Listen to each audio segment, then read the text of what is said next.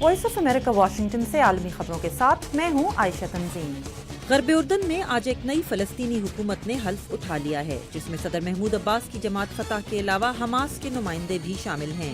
اسرائیل کا کہنا ہے کہ وہ ایسی کسی حکومت سے بات نہیں کرے گا جس میں حماس شامل ہو، کیونکہ حماس اسرائیل کی تباہی پر مصر ہے۔ اسپین کے بادشاہ وان کارلوس 39 سال تخت پر بیٹھنے کے بعد اپنے 45 سالہ بیٹے فلیپ کے حق میں دستبردار ہو رہے ہیں۔ 76 سالہ شاہ کارلوس کا شمار دنیا کے مقبول ترین بادشاہوں میں ہوتا رہا ہے۔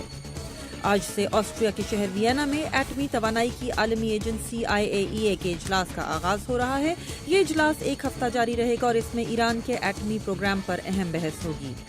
اور شمسی توانائی سے چلنے والے ایک ہوائی جہاز سولر امپلس 2 نے آج سوئٹزرلینڈ میں اپنی پہلی پرواز کی ہے۔